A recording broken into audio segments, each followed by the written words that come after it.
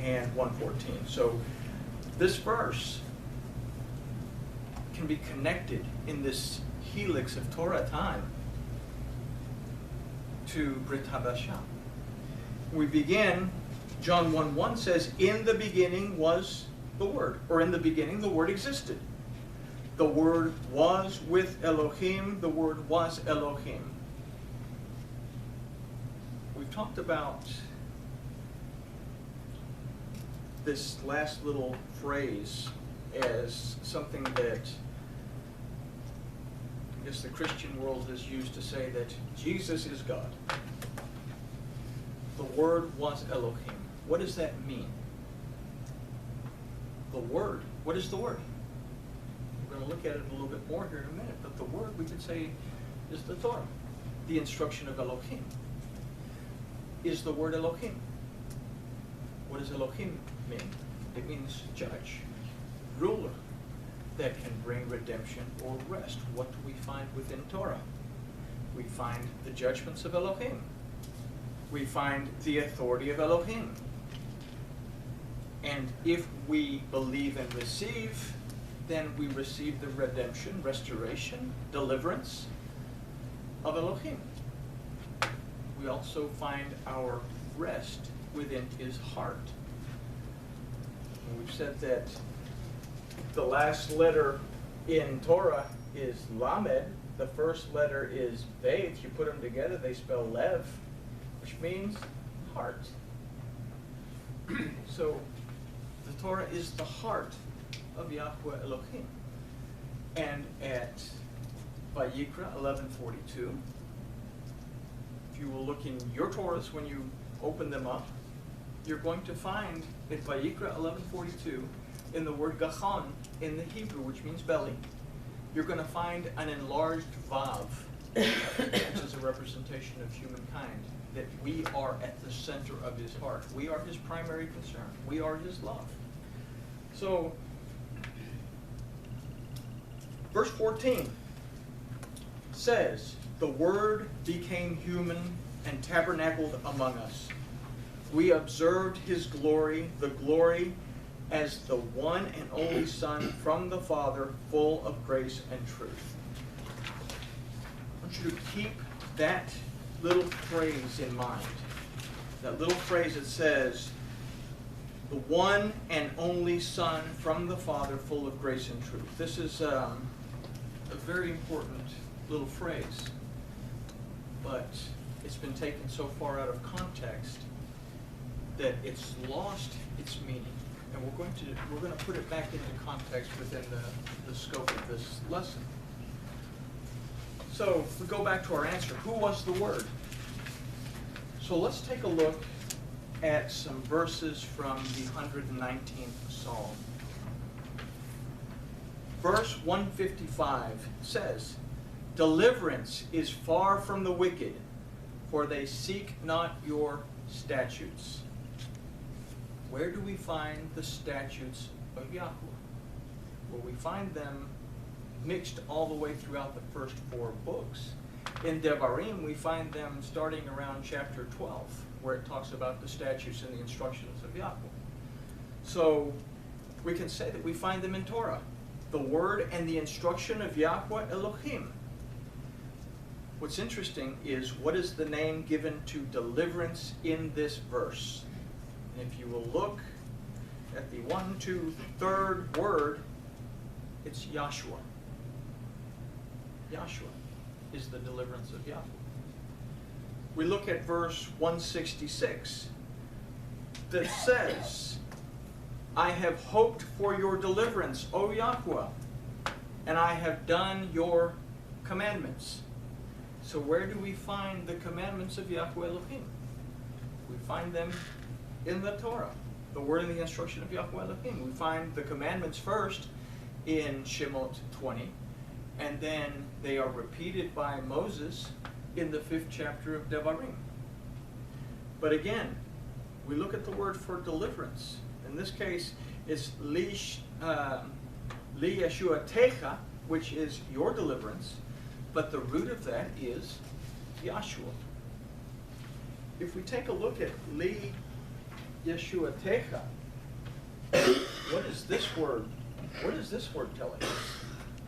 We say that all the Hebrew letters actually mean something.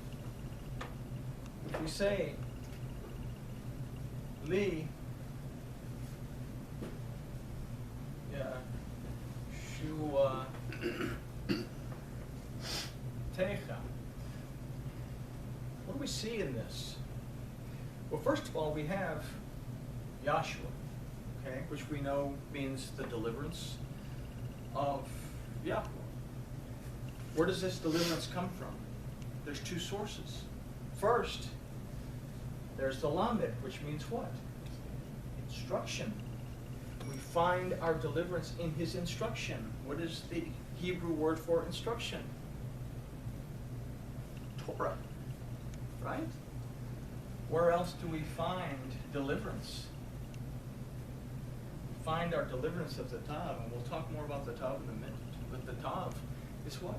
It's the vehicle of sacrifice. It's the covenant marker. We said that Yahshua was the vehicle of sacrifice that renewed the covenant. That did what? There's a kaf, the final form of kaf, which means blessings. That our blessings come from, not just deliverance, but our blessings come from our relationship with Yahweh Elohim through his Yahshua, through his Torah, okay, through his word. Now, we go to verse 174 of the 119th Psalm that says, I have longed for, there's that word again, Li Yeshua Techa. I have longed for your deliverance, O Yahweh, and your Torah is my delight. What does David equate with deliverance in this verse? It says, Torah Techa, your Torah. It's Yahweh's Torah. And what is the name, once again, for deliverance in this verse? The root of Li Yeshua Techa is Yahshua. Okay? So let's take a look at not really a conversation, more of a one-sided conversation. Joseph has just found out that Miriam is pregnant. And he's kind of mulling it over. Well, should I, send her away, or should I do the right thing and marry her regardless? And this is what's going through Joseph's head. So Joseph kind of takes a cat nap. He's an older guy. We take cat naps. That's what we do. And then it says, but after he had considered these things, a messenger of Yahweh suddenly appeared to him in a dream, saying, Joseph, son of David, don't be afraid to take Miriam as your wife, because what has been conceived in her is by the Ruach HaKodesh. She will give birth to a son. You are to name him Yahshua, because he will deliver his people from their sin. It's interesting that it uses this word, what? Why didn't it say the child that is inside of her? Why does it use this word, what? It's like it's a thing or something. Let's go back to John 1:1. Could we say, in the beginning, the Word existed, and the Word was with Elohim, the Word was Elohim? Aramaic, the word milta that's used for word, means word, but it also means manifestation.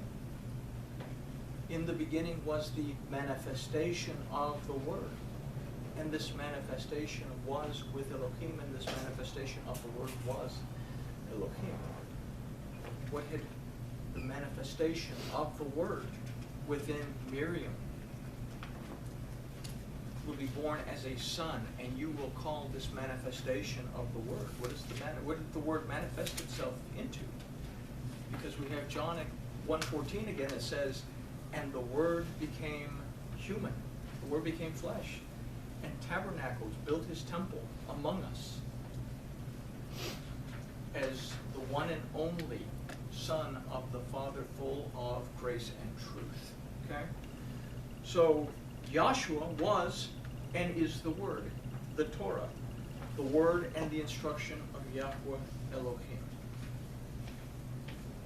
But let's also consider Psalms 3:9, and for all the English-based Bibles, it'll be Psalms 3:8. The Torah is numbered differently.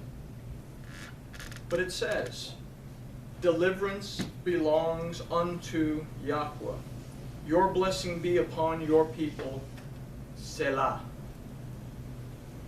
Yahshua belongs to Yahweh and is a blessing to us. The word Selah means to lift up and to exalt. The name Shelah means a branch or an arrow. The branch will be lifted up so that the name of Yahweh will be exalted. We catch that? Everything in this helical thing relates back and forth, and it's all one big long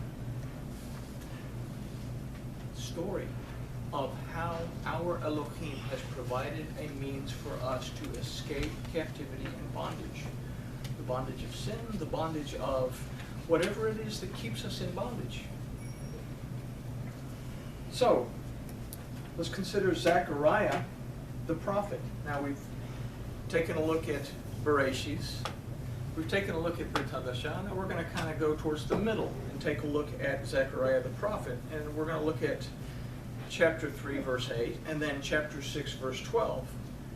Chapter 3, verse 8 says, Hear now, O Joshua, the high priest, you and your fellows that sit before you, for they are men that are a sign, for behold, I will bring forth my servant, the branch. What is Shelah? It's the branch. Shelah, the branch will be lifted up.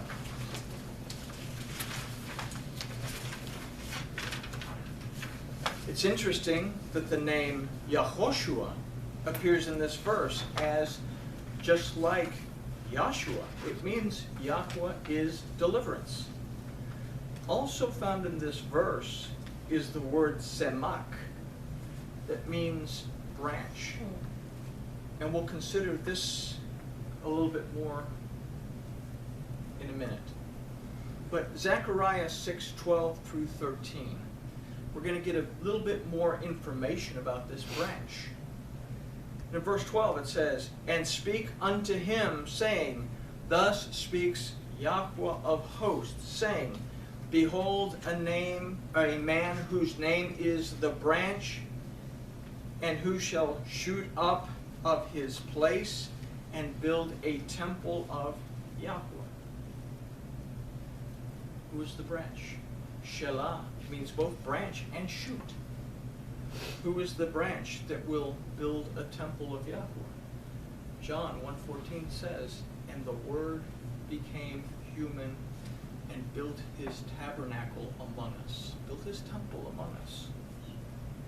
Verse 13, Even he shall build the temple of Yahweh, and he shall bear the glory, and shall sit and rule upon his throne, the throne of Yahweh.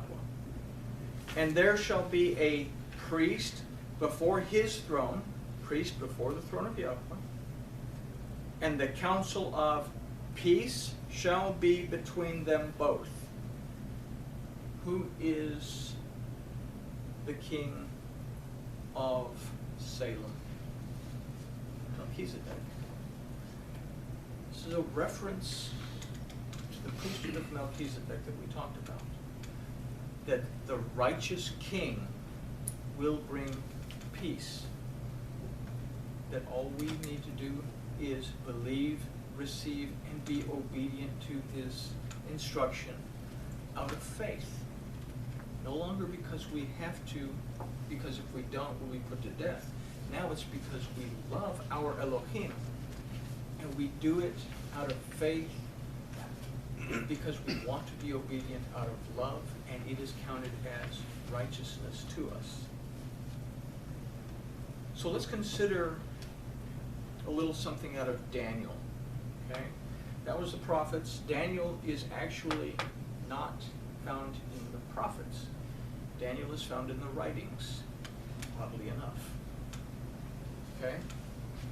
Daniel, chapter 11, is talking about the king of the north, the king of the south, the queen of the south, and the shoot.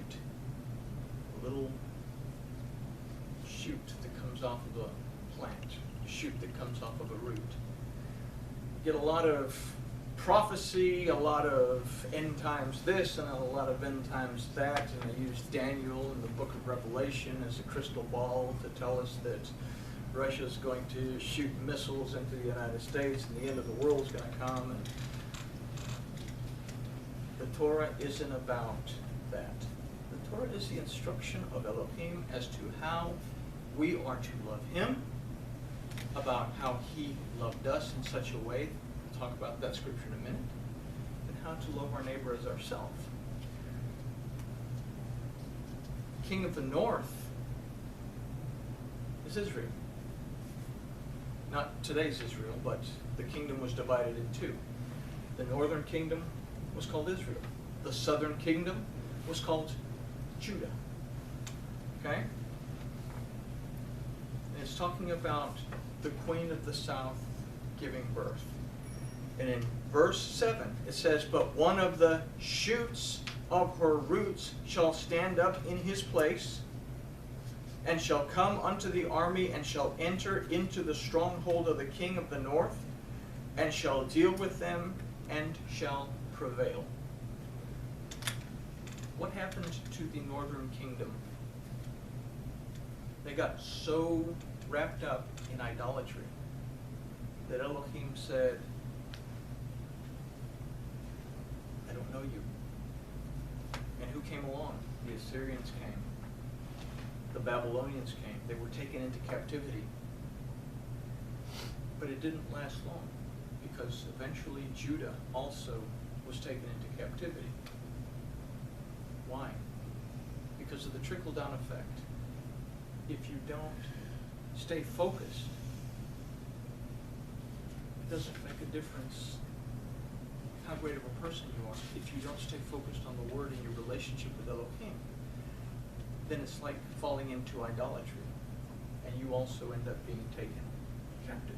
You end up in the bondage of spiritual poverty. Okay? But it says, the root will come, and he will deal with them, and he shall prevail. So let's consider the word for shoots, which is another definition of shelah. We've talked that shelah means both a branch, but it also means the shoots of a vine or a root. The word for shoots here is netzer. Daniel is telling us that he is a shoot of the queen and the king of the south, Judah, and that he will prevail. So we can begin to formulate an idea that the branch shelah is referring to the word of Yahweh that was and is Yeshua, the Netzarim, the shoot of Judah, who is our vine.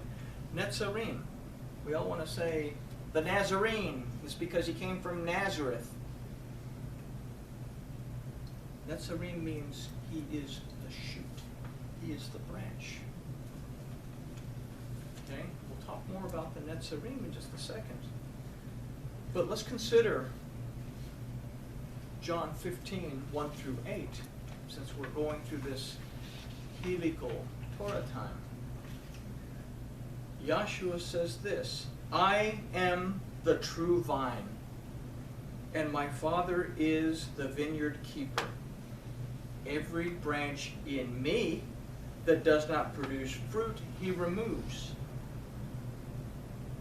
Which tells us something. That we need to be fruitful. The only way to be fruitful is by allowing ourselves to be pruned. And he prunes every branch that produces fruit so that it will produce more fruit. If we have a relationship with our Elohim, we strive to keep the commandments, we believe and receive Yahshua, are we his beloved? then we will remember in our study of Psalms 143 that it starts